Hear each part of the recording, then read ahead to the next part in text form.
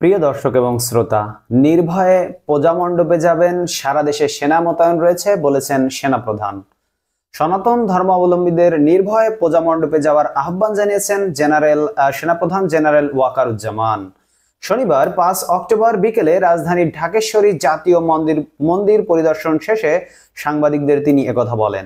সেনাপ্রধান বলেন, দুর্গাপূজা উপলক্ষে সারা দেশে সেনা মোতায়েন করা হয়েছে, সবাই নির্ভয়ে প্রজামণ্ডপে যাবেন, আমরা মাঠে আছি।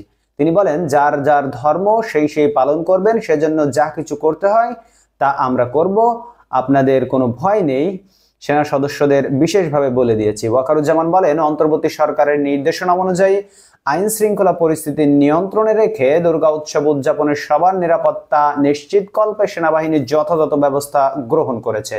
তিনি বলেন, আশা করি হিন্দু ধর্মাবলম্বী প্রত্যেক বাংলাদেশী অত্যন্ত উৎসাহ উদ্দীপনার সাথে উৎসব মুখর পরিবেশে শারদীয় দুর্গা উৎসব উদযাপন করবেন। এর আগে দিন সকালে রাষ্ট্রপতি মোহাম্মদ শাহাবুদ্দিনের সঙ্গে সাক্ষাৎ করেন সেনাপ্রধান। সাক্ষাতে সেনাবাহিনীর সার্বিক কার্যক্রম সম্পর্কে রাষ্ট্রপতিকে অবহিত করেন সেনাপ্রধান। ওয়াকারুজ্জামান বলেন, বেসামরিক প্রশাসনকে সহায়তার জন্য দেশবাসী সেনাবাহিনীর ইউনিটগুলো কাজ করে যাচ্ছে। এই সময় রাষ্ট্রপতি বলেন, সেনাবাহিনী দেশের মানুষের কল্যাণে এবং জানমালের নিরাপত্তা প্রদানে প্রশংসনীয় ভূমিকা পালন করছে।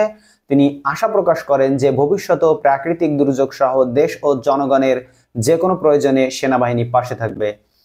প্রিয় দর্শক এবং শ্রোতা, আপনারা সকলেই জানেন বাংলাদেশ সেনাবাহিনী কিন্তু সবসময় দেশের মানুষের সাথে আছে এবং যে বিভিন্ন সময় হিন্দু ধর্মাবলম্বী যারা আছেন তারা যে দাবি দাওয়াগুলো করছেন এবং তারা বলছেন যে আমাদের পূজা মণ্ডপে হামলা হবে কেন।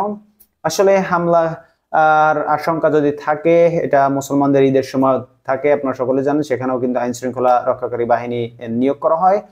তো আপনাদের যেহেতু 5 থেকে 7 দিন ব্যাপী অনুষ্ঠান হয়ে থাকে, সুতরাং এই জায়গায় কিন্তু ব্যাপক একটা নিরাপত্তার প্রয়োজন হয়, কারণ শত্রু তো আর বসে থাকে না। প্রিয় দর্শক এবং শ্রোতা, দেখা হবে পরবর্তী ভিডিওতে অন্য কোনো খবর নিয়ে। সেই পর্যন্ত আপনারা সকলে ভালো থাকবেন এবং আপনারা অবশ্যই আপনার মূল্যবান মতামত কমেন্ট বক্সে জানাবেন। আল্লাহ হাফেজ।